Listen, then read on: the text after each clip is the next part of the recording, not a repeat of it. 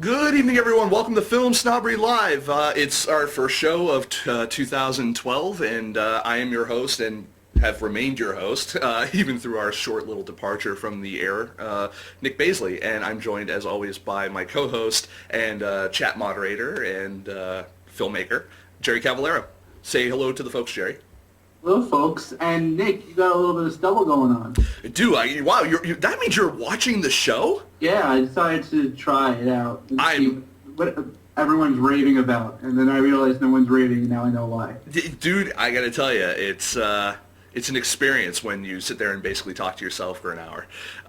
It's like therapy. Like, it's just, I'm sans therapist. You should change that CGI couch to desk to a couch. I totally should, except I don't have any skills and I'm quite lazy. But Jerry, just while we have you on, did you have a good New Year holiday, the whole 9 yards? Sure.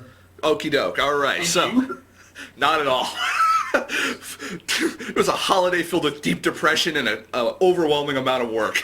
Oh, well, then I can say ditto. But things are so looking up for the new year, and we're really excited. We've got a great show for you today. We're going to talk to our guest tonight is filmmaker Meg Pinsonneault. We're going to have her on in a moment, and what we're going to do after that we speak with her is we're also going to have a little chat about some of the new features and things that are coming to FilmSnobbery in the next couple of months, and some of them which are already present. So hopefully everyone will enjoy the show. As always, if you have any questions for our guest tonight, we want to make sure that you put them in the chat room. Jerry will go ahead and filter those over to me, and we'll make sure that we get all of your questions asked. We've got a great guest tonight, so I'm really looking forward to hearing your questions because I want to pick her brain. I'm sure you guys want to as well. So our guest for the evening, she made a movie and crowdfunded many movies. She made several movies.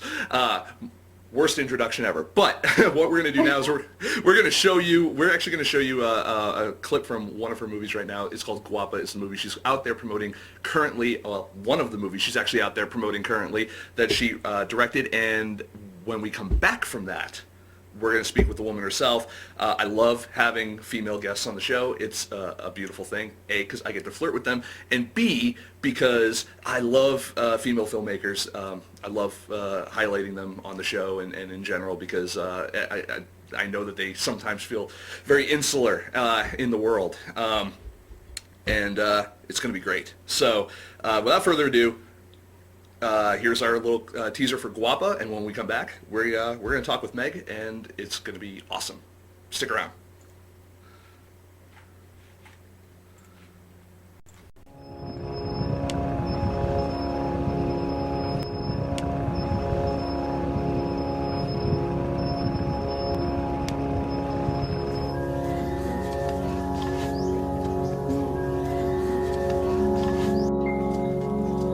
Ako si Teodoro Bulabos, mangingisda lang. O kini akong asa si Violeta, si Lisame, 15 anyos, si Ruby, 8 anyos, si Subael, 3, si Ares, 2.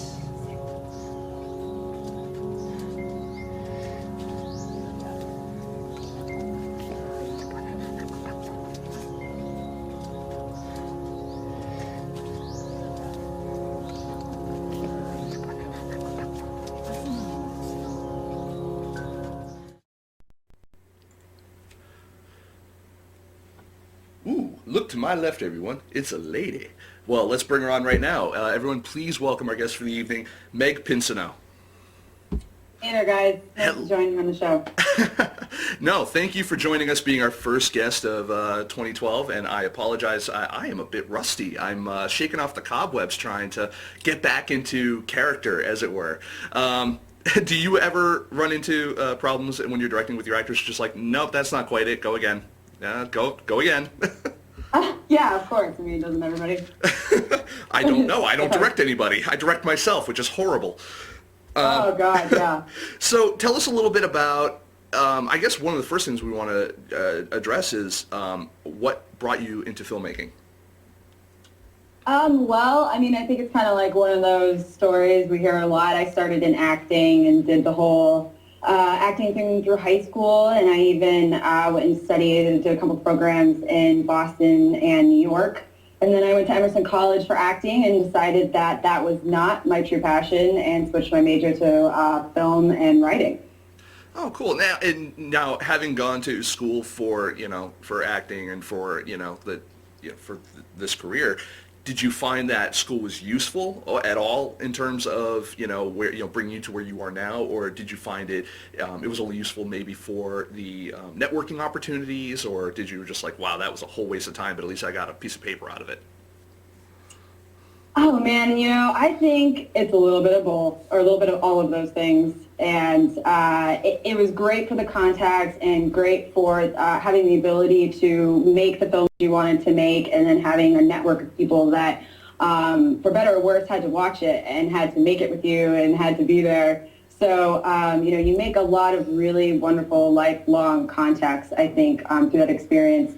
And not to mention, Emerson specifically has kind of like an Emerson mafia is what's referred to out here. So, it's quite often that you will come across a group of people, and there's 6 people there. One of those people went to Emerson. So that's really fun. But also, that being said, it's gone across my mind several times. I'm like, man, I should have just skipped all of that and come straight out here and just, came straight out of the cannon. But that's not what I did, and I am really grateful for my experience. And two of my very good friends from college are actually on this documentary with me, and coming with me to shoot when we leave on Saturday. Now let's talk about this documentary GUAPA that you're making. First of all, why is this subject a why do you feel it's worthy of a documentary? Like, what makes it personal to you? Because that's usually how a documentarian works, is they find issues and things that are personal to them, and they try to make a movie out of it. How does this relate to you? Well, actually, I kind of fell into documentary filmmaking in the first place, and I really, when I was in college, I studied narrative film, all narrative, and that's really what I love. And then when I came out here, I did art direction for about 3 years, and finally, got sick of it and needed to get my own camera, do my own thing. And that's what I did. And my first job was to film Faces of Tomorrow, which is the organization that helps kids with cleft deformities that we follow in this movie, that helps put these missions on. And their very first mission to Ecuador, I went with them and made a short, informational documentary about their organization that they can use for fundraising. And that experience in and of itself was one of the most just life-changing and amazing experiences that I've had. And when I was there, I knew that there was more of a story. And it doesn't have to be in the Philippines, it doesn't have to be in Ecuador. I mean, all over the world, this is happening to so many millions of families and millions of children. And I think that it's just something that people aren't aware of. Mm-hmm. And one of our biggest hopes for this project is that we will bring awareness to it. So it's a subject that just really touched my heart. And, that was back in 2009 that I went with Face of Tomorrow on the first trip. So this is something that, I've been contemplating for a while. And when they asked me to go with them to the Philippines for last year, and I heard about this family, I was just blown away, and I knew that that we had something really special there. Now, as far as that family is concerned, were they really welcoming in terms of and open to get their story out? I mean, did you have to kind of endear yourselves to them first before you were able to really get anything, the kind of material that you were looking for? To be honest, well, obviously, and anybody, even actors that you're working with, after a while, it gets a lot easier, and there is that part of working with somebody and having a trust for them, and over time that it definitely grows, and specifically in a situation where there's just a huge cultural gap. There's no communication, there's no way that we can actually verbally communicate to each other. But this family is so amazing, and they were so inviting from the very get-go. And, it wasn't after probably the end of the first day that the kids were hanging all over us. And, we were like part of the family. Like, they knew kind of, I don't think they quite understood what was going on, but they knew what was going on. And finally, for, I think in the first time in their lives, they were the cool kids in town. There's this really great scene in the documentary where everybody is following this family to the boat and wanting to know what's going on. What are all the cameras about? And, all the kids want to see their photos. They all want to be on TV, basically. And so it was really wonderful to see that process. And we really hope that we can bring awareness to situations like this. I mean, this family has 5 children, and 3 out of their 5 kids have severe cleft deformities. Wow. So it's obviously quite an issue. Now, kind of going over to your professional career here, you're not one to make the same thing over and over. I mean, this is a documentary. You've got Feast of the Foolish, which is another movie that you've got out there right now. You shot on the Red One, and is more of a straightforward narrative. And then you have A Love Story, which is a stop motion stop motion. I don't know if it's animation. I haven't seen it, but stop motion. How do you choose your projects, and how do you choose the style in which you're going to portray them? Well, one thing that I actually started out when early on in my filmmaking career was that I don't want to get pigeonholed into making the same types of film. And that really comes from when I was an actor in my years of acting. I got pigeonholed, kind of typecasted in certain roles.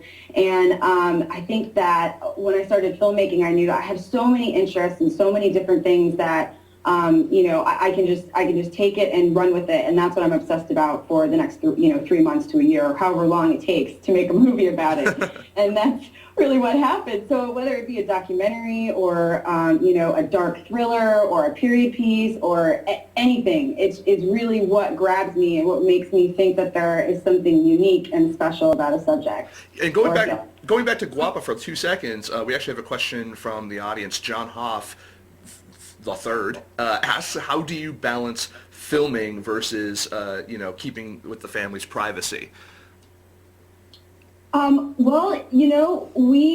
It's a very, very intimate situation what's going on with this family, and specifically because there were 3 children, and it's a very, very crowded room where you've got, Face of Tomorrow last year did 55 surgeries. Unfortunately, this year, as a little side note, they're added a few surgeons, and they're doing 75 this year. And so, let's attribute all of that to the attention that you're bringing there. Let's just do that. We're just going to say that right now. That you're going to just totally take credit for that. Okay. Well, just to answer John's really quick, is that the family didn't care. They were totally open to letting us do whatever, and I think this is because they live in a nipa hut, as you saw in the little teaser there, that there's no doors, there's no running water, there's no electricity, it's made of bamboo. All the neighbor children were, running through the house as if it were their own. And I think that's just kind of indicative of the Filipino culture and how truly inviting and caring and trusting they really are. And that's also one of the reasons why I wanted to do this film, because I think the Filipino culture isn't something we normally see. And it's really wonderful. So that's also one of the reasons, kind of answers your other question too, kind of one of the reasons why we're, really targeting the Philippines. So it's not just about the surgeries, it's also about how just truly awesome these people are. And another question from the audience as well is, can Meg tell, it's from Jake Stetler, says, can Meg tell us the origin of Thirsty Girl Films? Sure, I love this question. I get it a lot. It's so funny because people are a lot of people react, they're like, oh, Thirsty Girl Films, we're all going to go out and get wasted. That's not it. It's actually... I thought it was bloodthirsty. I really thought that, it's just you're going to come out and you're going to suck all our blood and take all our creativity and then you're going to use it for yourself. It's you're going to use us to power you. Oh, sorry, you cut out there a little bit. That happens. Okay. What I said was completely crap anyway, so you know what? Let's just go with your answer. Okay, I like the sound of that. Okay, wait, so what was the question? Oh, yeah, so the origin of Thirsty Girl Film was actually when I was a little girl, and even till this day, I drink a lot of liquids. I'm always freaking thirsty, and my mom called me her little thirsty girl, and just kind of remembered that. And when I needed a name for a company and it was time to do this, that's what happened. You know, sometimes the easiest answers are the simplest ones. You know, she's like, I need a production company. I'm thirsty. It's Thirsty Girl Films. Yes, thank you for getting it. Cool. All right, so I got tied up here for a second in answering a Twitter question as well as your question and all this. Okay, so one of the things that all of your films have in common is that you did crowdfund all of them. And you chose specifically, it's actually, if anyone's on the website here and they're reading your bio, under where it says This Week on FSL, it does say that you use Indiegogo to actually promote all those projects. Why? Why did you actually, first, that's a kind of a two-part question. Why did you choose to crowdfund your projects, number one, as opposed to seeking out any sort of traditional investment opportunity or whatever? Or also, why did you choose, say, Indiegogo versus Kickstarter, or any other platform? Okay, very good question, and I have a lot of good answers for you, I think, hopefully. So when I first started doing crowdfunding, I had no idea what I was doing, what I was getting into, and I'm sure, as most of your listeners know, it is like one of the most unbelievably difficult undertakings, depending on how much money you're trying to raise, obviously. And why we decided to crowdfund in the first place, I think, is probably not dissimilar to a lot of people's reasons. But it was because, I tried the traditional avenues, tried to fund certain projects, and, you get tired of the general rigmarole. And I wanted to be able to not only get an audience excited about my projects, but just be able to film the damn thing in the first place. So, and being able to get it out to said audience. So that's why we did it, and that's exactly what happened. I wasn't even on Twitter before I started crowdfunding for Feast of the Foolish, and I can't tell you, so much of my success to this point, or my project's success, rather, is because of the absolutely wonderful and loyal community of filmmakers and artists and people that I have met on Twitter. I will say Twitter is it accounts for, I'd say, a very high percentage of not only our site hits, but also, when we were doing our crowdfunding campaign recently, same deal. I mean, we got, I think, almost all of our donations, or a very high percentage of our donations, from our Twitter community. I always feel that they're more than just people who sit around talking about film or just interested in what we do. It's almost kind of like, I have a bad day, they're the therapist, Exactly, and everybody's doing the same thing, and it's really so much based on, like, you got a project going, and everybody gets behind it, and everybody helps promote it, and whether it's crowdfunding, whether it's like what we're doing right now, this Project of the Month voting system on Facebook. It's just crazy how many people are out there, and how lonely I really did. It sounds silly, but I felt so lonely. I thought I was totally alone in this until I got on there, and I was like, holy crap. I cannot believe what I was missing out on. I will be the first to say that I was wrong, and if you are not on Twitter, you have to get on it. It's just, that's the way it is. And there's Twitter's new commercial right there from the wonderful and beautiful Meg. But here's the question I have. You mentioned there's this little voting thing going on right now on Facebook. People probably don't know about that. Why don't we fill them in on what you're trying to do? Oh, wow. It's actually really exciting. If you have a crowdfunding project going on right now, you can apply to IndieWire's Project of the Day. And if they like you and they choose you, you're nominated for Project of the Week. And then you run a poll, which is voter-based on Facebook, and whoever gets the most votes at the end of, I think it's like 3 days, got a distribution meeting with Snag Films, which is really exciting. So we won that, and then that put us into the contest for Project of the Month, and that's what we're running right now. So if we prevail and we win this contest, then we get a meeting with the Sundance Institute, which is really exciting. Now that said, Jerry, I know Jerry's watching and listening, obviously. Jerry, I want you to go ahead and if you can find it on our Facebook feed, there should be a link to that contest. If you could do me a favor, post that in the chat room, and I want to tell everyone right now, I want you to go ahead and I want you to vote for GUAPA on that project of the, is it project of the week, project of the month? I forgot. Project of the month. Project of the month. IndieWire's project of the month. If you don't vote for GUAPA, I will personally find you and beat you. I mean, I am not a violent man, but I'm trying to win the heart of this beautiful woman. So you can't get in front. You can't get in my way. I'll roll over you like a bus.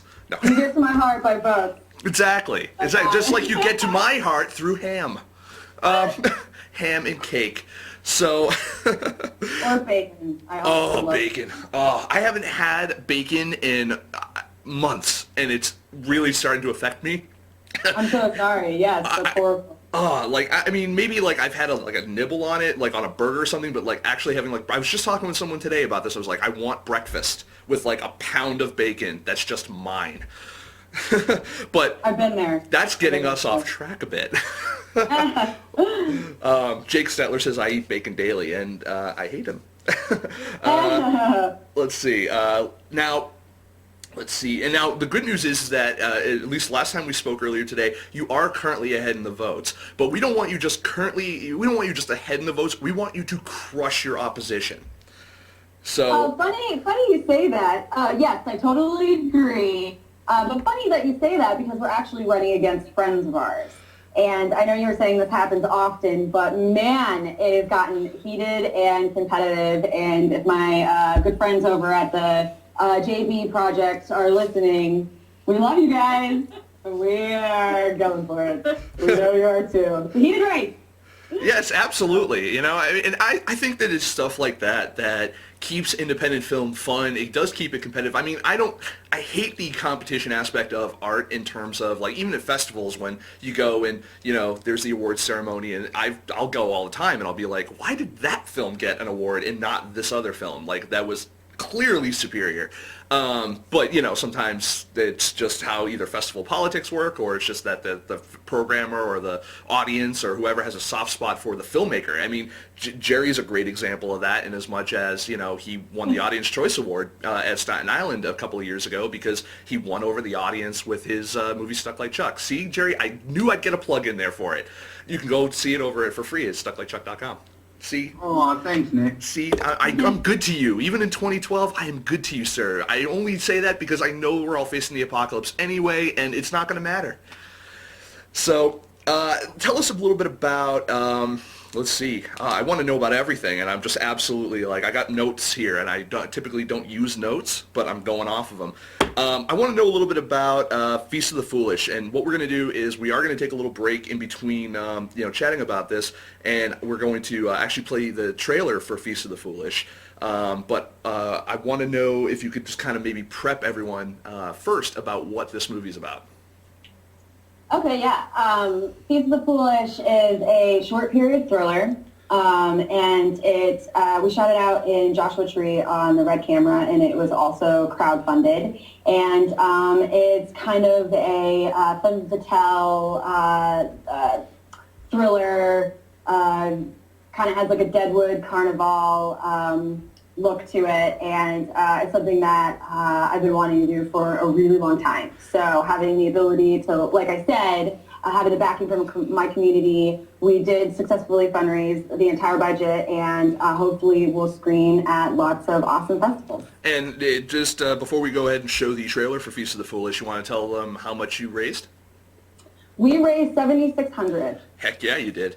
All right, guys, we're going to go ahead and we're going to show a quick trailer for Feast of the Foolish. When we come back, we're going to talk a little bit more with Meg here about her visual style choices and how she makes her movies, and also we're going to talk a little bit about thirstygirlfilms.com and how you can get in touch with Meg to chat with her and be part of her community for her next project. So stick around, we'll be right back.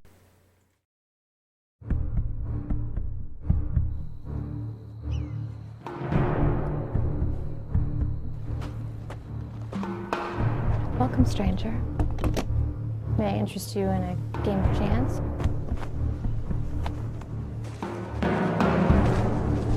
Where am I? Follow us, young man. Though we have a long journey ahead.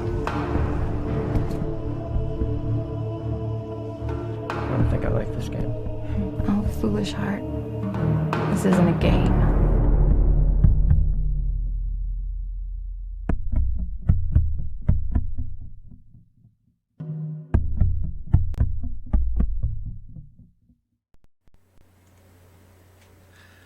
And we're back, and I'm going to ask a question that I'm surprised no one really asks a lot, or I don't ever really hear it asked. What part about filmmaking do you hate the most? Oh, go ahead, say that last part again. I'm sorry, I lost it. That's okay. I know you were mesmerized by me on the screen here, right? Not at all. Yes, you know. My question was, what part of filmmaking do you hate the most? I think it's the fundraising. It's the financing and getting it all put together.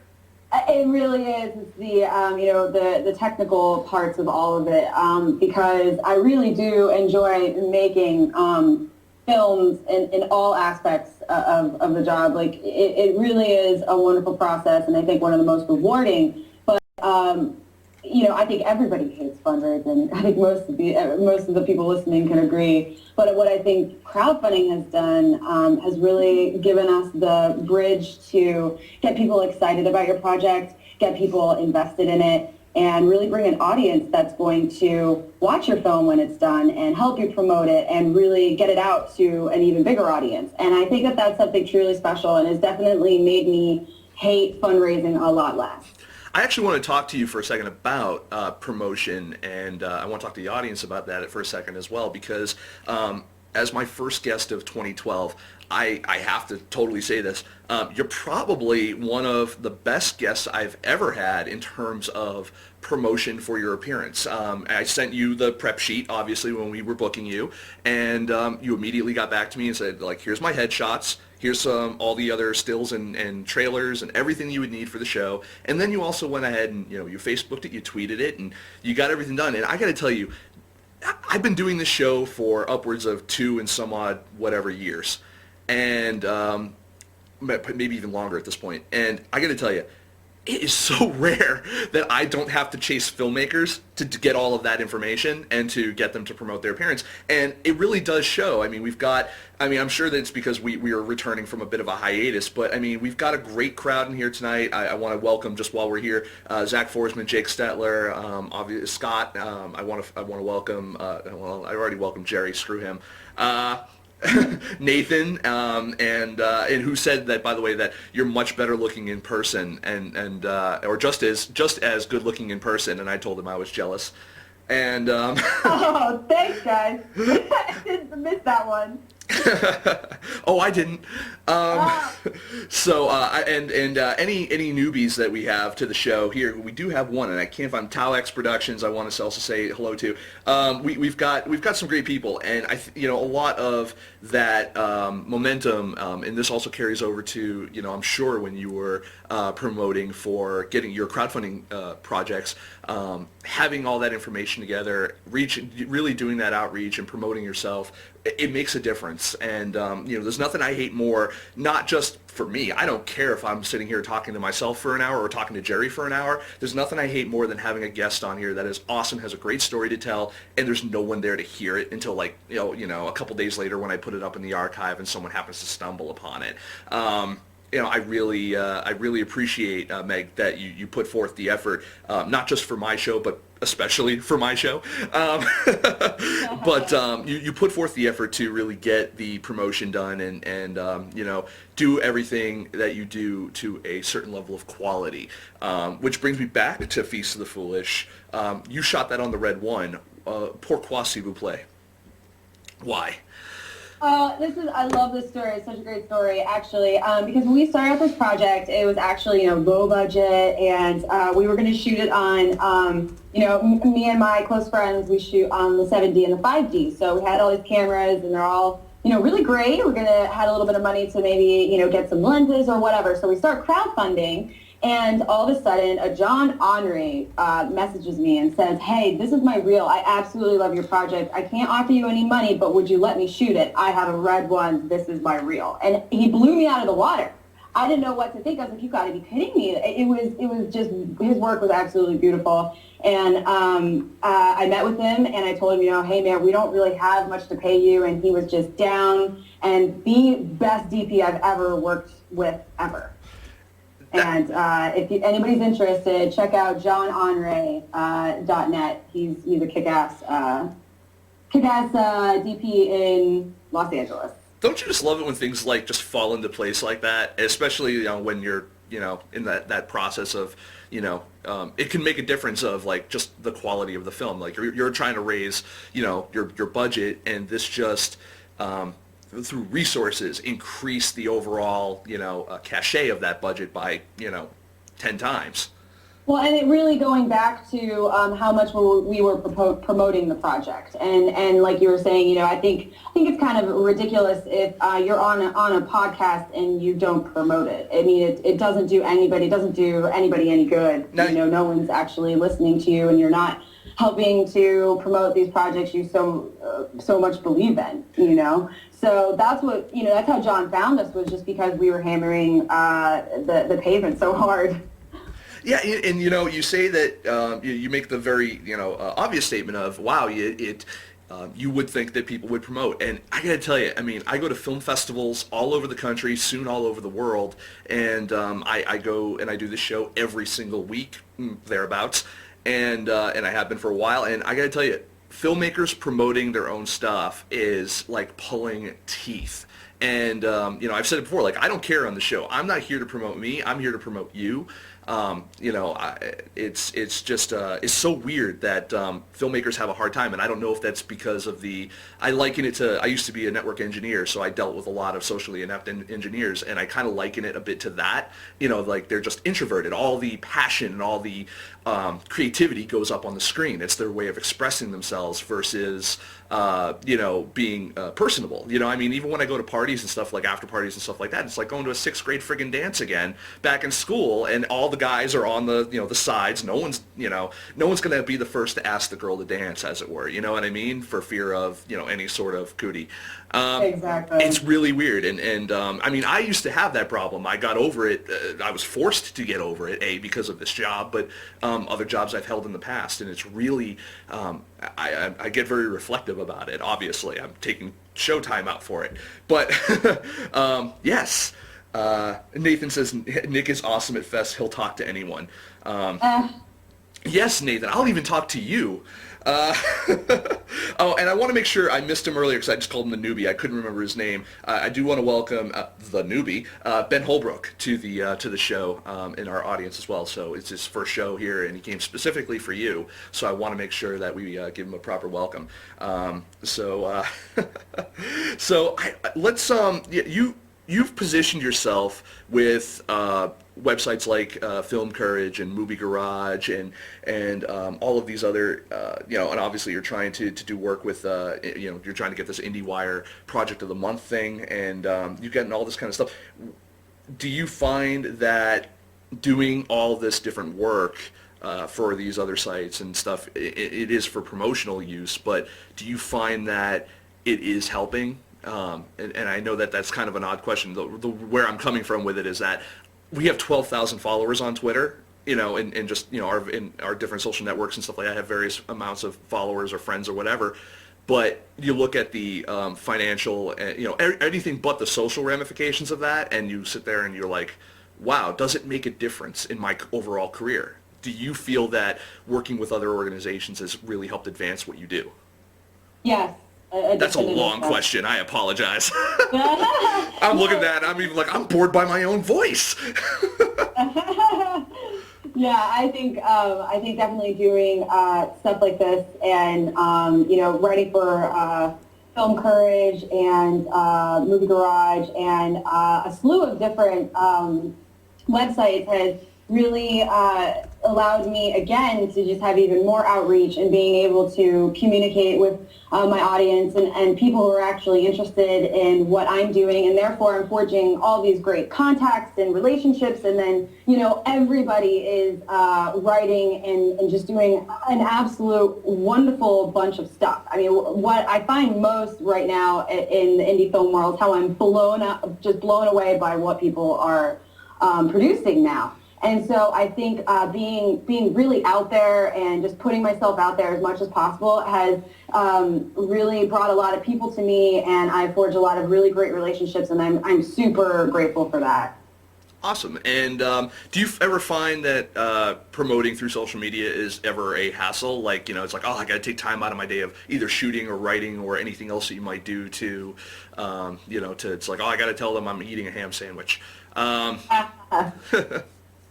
I think that, it's just kind of part of the job now, and I hear a lot of filmmakers, a lot of people, not even filmmakers, just indie artists in general, saying, it's too hard, social networking takes up too much of my time, it's just, I can't do it, it's too hard, and I'm sorry, that's just the case now.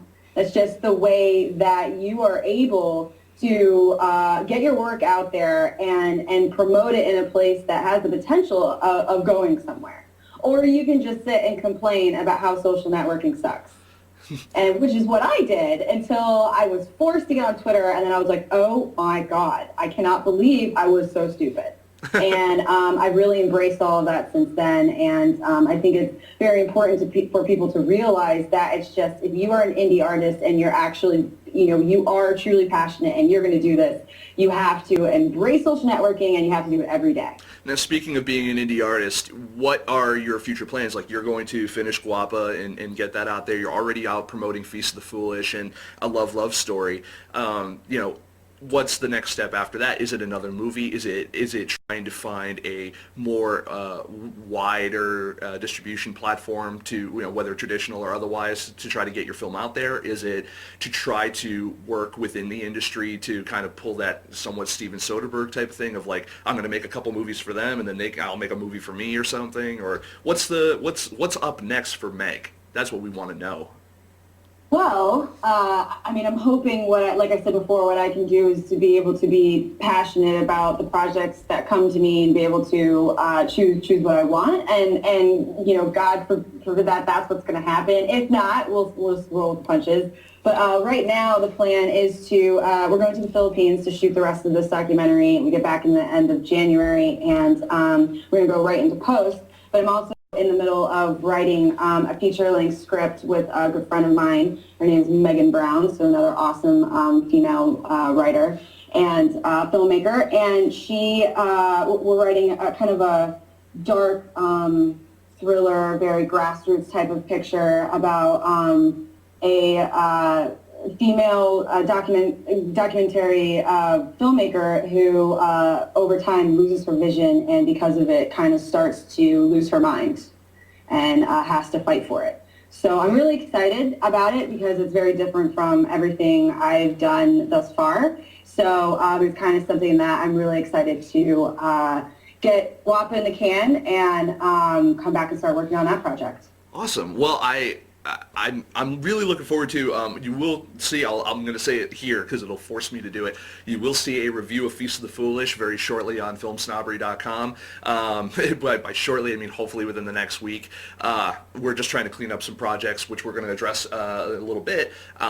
Once those are all done, we'll actually be making a lot more time for getting some reviews out. We've got actually have a couple more writers joining us. I'm really excited about that as well. And I'm really excited about having Meg here on the show as well. And I want you to thank you for being the first guest on Film Snobbery Live for 2012. And let's go ahead and let's tell everyone where they can find all of your stuff. Right now, you can follow Meg over on Twitter at twitter.com/thirstygirlfilm. And you can find her website, her production company website, www.thirstygirlfilms.com. Where else can we find you? We're also on Facebook, and my personal Facebook is Megan.Pinsonneault, or Meg.Pinsonneault, I'm sorry. And Thirsty Girl's Facebook page is thirsty.girl.com, or actually Thirsty Girl Films. Yeah, I think that's our Facebook.com. And so you can also find GUAPA on Facebook too. And if you need help spelling Meg's last name, as I did, it's right there. So you can go ahead and just copy it right there. It's on the screen right now. That's really great. And again, I want to thank you profoundly for not only, again, being the first guest of 2012, but also being a guest that was a joy to have on the show and had a great story to tell, or many great stories to tell, but also someone who actively participated in the interview before the interview. Yeah, my pleasure, man. Like I said, we, as filmmakers, should be happy and elated to be on a show like yours. Thank you so much for what you do, guys, and I really appreciate being on the show, and it was awesome. Thank you for starting out 2012 with me. And hopefully we'll start every year out with you promoting a new movie and us being able to help you in some way. That's our goal at the end of the day, is to keep making sure that you are able to make more movies and promote them and get them out there. So thank you again. Oh, thank you. It was a pleasure. Awesome. And everyone, that was Meg Pinsonneault. She's, again, twitter.com/thirstygirlfilm if you want to follow her. And you can find all her other production company information, like we said, over at www.thirstygirlfilms.com. And I'm sure there's links to everything else on there. I want to go ahead now. Normally, we would take we're going to take well, geez, I don't even know what I'm doing.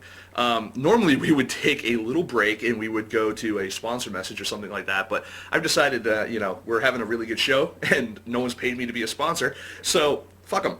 And we're going to continue with the show. We're going to talk with our good friend Jerry Cavallaro. We're going to fill you guys in a little bit on what we've been up to during the break and what we've got coming up in the near future. The first thing I want to talk about is I want to talk a little bit about some of the changes that you guys will find on FilmSnobbery in the very near future. Jerry knows a little bit about that too. And Jerry, do you approve of what we are doing? Does this have the Jerry Cavallaro Stuck Like Chuck stamp of approval? Sure. You don't give a shit, do you? I barely notice the changes because every time you make a slight change, you send it to me and you make me look at it. So it was such a gradual process. It's kind of like if we saw each other every day, but I was losing weight, like you would never tell. Like, yeah. Okay, exactly. I gotcha. As opposed to like if you didn't see me after a couple of months and I dropped like 20 pounds. Yeah, exactly. Or like all of a sudden you have hair. That's never going to happen. You kidding me? I need Rogaine for my pubes. Forget about it. Wow. Yeah, I went there. The show immediately went downhill after the guy. the girl's off the phone. Now we can work blue. Now we get weird. That's weird. I almost said that's racist. It's not sexist. Girls are much dirtier than men are. If you've ever gotten them alone in a room, or a group of women alone in a room. I have no idea what the hell I'm talking about. Neither do I. Repo Man 1 says, who's Michelle? Does she have an IMDb? She is on IMDb. Just look her up. I'll put her name here below Jerry's picture. That is her name. Go ahead and just look her up there. Everyone was talking about Michelle. I'm thinking Michelle Simmons. Oh. Because there's just a private conversation in the chat. Oh, Michelle. Yeah, Meg is our guest. That's the name. Michelle. Yes, Michelle Simmons. Yeah, I don't know what the hell I'm talking about anymore. It's been a long day. But I'm really excited. Let me talk to you guys a little bit about some of the stuff that we've got going on here at FilmSnobbery.com. What we just did is, over the past month or so, is we kind of converted all of our reviews over to a more manageable, format.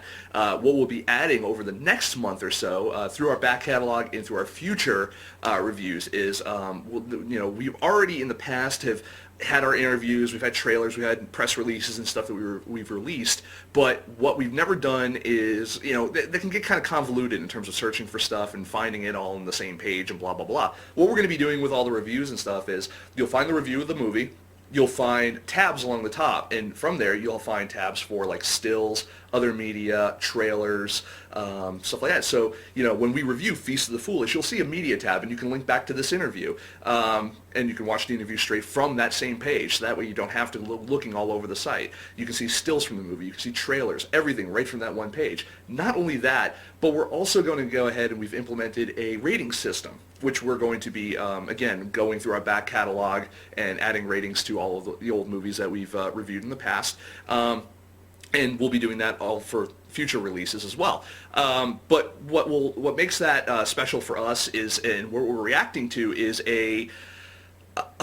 a complaint that we've been getting from a lot of filmmakers about, and Jerry actually is very qualified to speak on this, is the weighted reviews and the shitty way that IMDb reviews movies in terms of the user reviews. Jerry, do you want to talk a little bit about how IMDb does that and why it sucks? Sure. Yeah. I don't. You know always exactly act how like they it's do a it. fucking surprise or something like that. Like I'm asking you to do something, you're like, really? You want me to talk? Yeah. Like I'm not wow, prepared for I that. get to speak. Yeah, man. Go ahead. Awesome. Tell them about. Basically, they have these weighted reviews that kind of suck, especially for indie film. They're kind of geared towards taking the weight of taking all the reviews and getting averages. But it works when you have like thousands of reviews because then it kind of balances out. Because the way it's broken down, I'm going to go to my page right now, which now mine's a 6.2. Mine went up from a 4.8 to a 6.2. It was originally like a 7.9 or whatever, and it keeps changing, and the number of reviews for it doesn't change. So I have no idea why my actual rating keeps jumping up and down when there's no other reviews being added to it. Yep. But that's just kind of beside the point. The way they break it down by country, and then by gender, and then by age. Yep. So the problem is, if you have only like 20 reviews or 25 reviews or something like that, and like only one person in this country reviewed it and they liked it, and they didn't like it, they gave it like a 1 or something, or even if it was just like a spammer or whatever, gave it a 1, and then like everyone else is in another country, the average of the other person's goes up against that 1. So instead of being like the 1 counting in together, the 1 counts as like 3 times more than the other reviews. Right. So it's really like convoluted and doesn't make sense, except for big mainstream films that have like thousands and thousands of reviews. And the funny part about all that too, Jerry, is that we found that even if you do the math on a lot of those weighted averages, because it's not just taking all those different things and taking the breakdowns and then averaging them all together, it's averaging them individually and then averaging the average, which is ridiculous, and it's like retarded math, But the fact of the matter is that even if you do that math, a lot of times that average still doesn't make any sense. Like there are movies that I know of that have had like a 9.2, and even but have been dropped down to like a 4 point something. And when you do the average, even if with the weighted average, there's still like a 7 point something. So you have to wonder if it's more like a dig.com, for those of you who might be familiar with dig.com, dig.com, where they it's user submitted stories that are voted up and down. Now, what happened over the course of many years while it's been up, they've given certain power users a heavier weighting rating than in their ratings than other users, like casual users. So I'm wondering if that's the same situation that's happening at IMDb, is that they're getting people who rate lots of movies more weight in their review, their voting than I also the average wonder user. if the that movie meter thing on the top that like ranks the film and tells you what level it is, I wonder if that has some effect on it also. And I don't even want to know how they come up with that ranking system. Yeah, it's funny because you have so many people, like, they'll tell you, I get emails all the time, they're like, if you wouldn't mind please rating our movie, if you reviewed it, could you rate it, but don't rate us like a 1 or a 10. Try to rate us like an 8 point something, because they throw out... I don't think they count 10s or 1s. Yeah. Or there's something where they count less. Because it was at a point, like at one point, I got a bunch of 2 ratings before I released my film. When I announced that I was releasing it for free, this was like 8 months after I've had any festival screening. It wasn't out to critics or anything, so there was no reason why anyone would have watched it and just rated it then. And in 1 day, in 1 hour actually, I had 3 2 ratings. And I think I kind of know who posted like those. And so I started saying, like, this really dropped my average down. So I had a bunch of people start rating it 10. And I was like, no, don't rate it 10. Rate it whatever you want to rate it. And they changed their 10s to like 8s and 9s, and my rating went up higher than when they had the 10s there, which that really doesn't make any sense. And like it's just really weird. And like I said, my rating, I've had 28 ratings for a couple of weeks now on the film, and my ratings went from 7 down to 2, down to 4. Now it's in the 6s, and I have not had any ratings change. No one else has rated the film.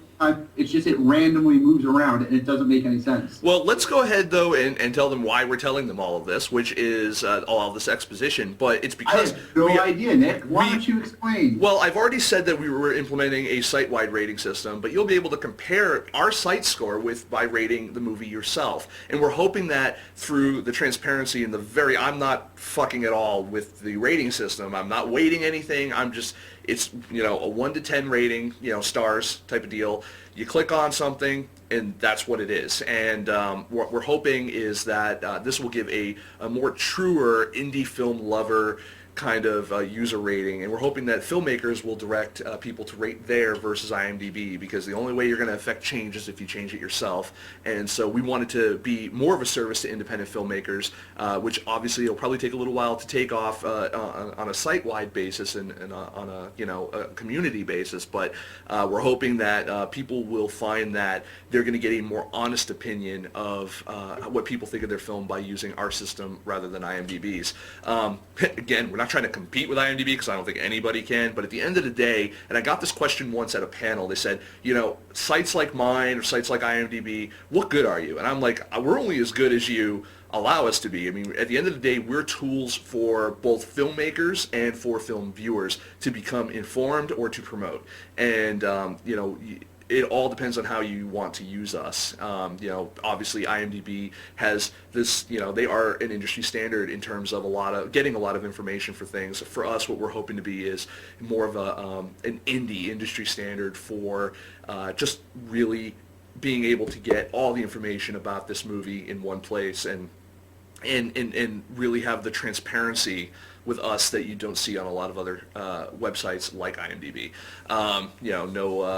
No cock and bull type of, secrecy weighted shit and all that. So, that said, what we're doing is we've got that going on. We've also, speaking of transparency, we've also put out on our front page, FilmSnobbery.com, you can hire myself as a consultant, whether or not you are a filmmaker or a film festival. Now, we've promoted this in the past kind of informally, but we're really putting it on Front Street because another goal for us this year in 2012 is to be sustainable, just like all of you filmmakers are. And the way we do that is by you guys allowing us to help you hire us on, and there are different levels that you can hire us on at, both as a filmmaker and as film festivals.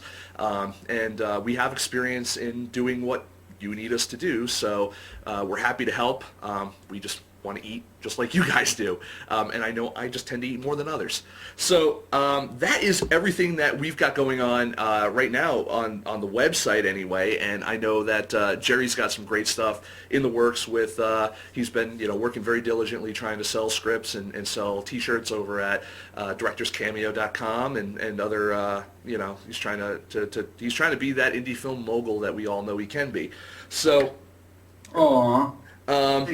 So we've got some more announcements coming up in the very near future. We've got some great guests that are going to be coming on the show soon. We've got Vivian Kerr. We've had her sister Marion on the show a couple of times. We have Chris Gore, who's going to be joining us possibly in the beginning of February. Jace and Tiffany Bartok, their film that they were just crowdfunding for, and they're still trying to get made, Tiny Dancer. And they're going to be on. You might recognize Jake from the Cake Eaters. Jace, rather, not Jake. Jace from the Cake Eaters as both an actor and he wrote the screenplay as well. We've so many people coming up. If you guys want, we were just talking about it on our newsletter. You can go, there's a tab there that says subscribe. You can actually get Film Snobbery information in your email every month. Go ahead and you can just subscribe there with your email address, and we'll be happy to make sure that you stay apprised of what we're doing. The next 6 months, all the way. Do that if you like nice, good spam. Totally. It's a nice looking newsletter, so even if you consider it spam, at least it's pretty to look at. It's good spam, and it doesn't come too often, so it's a treat when you get it. Yeah, it's once a month if I remember. That's what we got. We've got some great conversation here going in the. Looks like we've got some great people and great conversation going on here in the chat room. Yep, I'm whoring out links. Everyone's whoring out links, and I'm fine by that. That's how we all work together, and It's all great. Hey, Nick's in a ball cap. Don't think I've seen that before. Oh, I've worn this. Everyone's saying that. I've worn this hat before, haven't I, Jerry? A few times, but not too often. That just means you have to watch the show more. There you go. My wool cap, the brown one that you guys are more used to seeing me in, is actually at the dry cleaners. I actually have to get that one out of there. It's like $3. I just can't be bothered to make the trip because I'm lazy. And yeah. So that is. Let's see. Send Nick fun new lids tomorrow. I would love if people would send me hats. I really would. I wear the cabbie hats, the Kangles, and I wear, ball caps and stuff like that. Always happy to do that. And if you want to promote your movie or you want to promote something you're doing, and you want to give me a hat, a beanie even, or something like that, fuck it, I'll wear it on the show. I'll wear it at film festivals. I do that all the time. I get shirts from people all the time. I wear them at film festivals. If I send you a bald cap, would you wear it? I would, dude. Yeah, ready? There. I'm wearing the bald cap. Someone has to send you like a hat that just has their film right on it and the link, and then that's free sponsorship, people. So do that. I think at some point I will be drunk enough to actually let someone advertise something on my head. I think I have told you so many times that I will pay for a Stuck Like Chuck tattoo across the forehead. Well, it's not gonna. I wouldn't do anything permanent. Well, no, but a henna on it that'll last 3 weeks. A henna that'll last 3 weeks. How about a rub-on tattoo that I can get rid of in the shower? Because if I have something stuck like Chuck on me, I'll be rocking back and forth in the shower, must get clean. Yeah, but then you'll be in the shower with Jocelyn, because I'll put a movie poster. It'll be a movie poster tattoo. Yep. Oh, and someone said right here, it's Michelle. We all know Michelle, Mojave Musing in the chat room says, sorry I was too late to hear you talk tonight, Meg. We'll catch the interview when Nick posts it up. That being said, what we're going to do is, this should be up in the next 24 to 48 hours. I'm exhausted. I haven't slept in a couple days, so right after we end the show tonight, I'm heading up to bed to dream of better things for the indie film community. I'm going to rewrite my script again. You are. I'm really excited for 2012. We've got a lot of things kind of in the hopper. I want to kind of say, we've got, hopefully I'll be in LA in April with the First Glance Film Festival. We've got a possibility of some film festivals at the end of the year already starting to shape up. One major film festival that I'm really happy to hopefully be a part of. We're just solidifying details. Can't talk about it too much yet because, there's nothing there to talk about yet.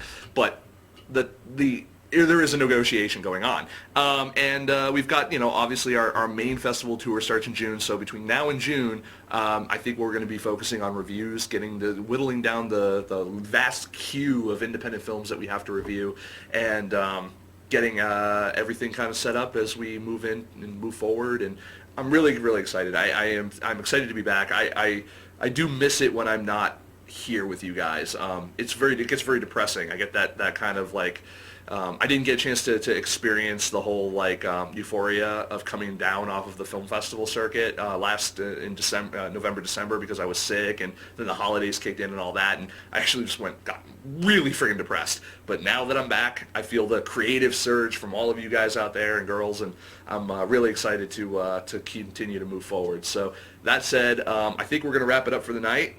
Wow, we got good timing going on here. Very, very excited.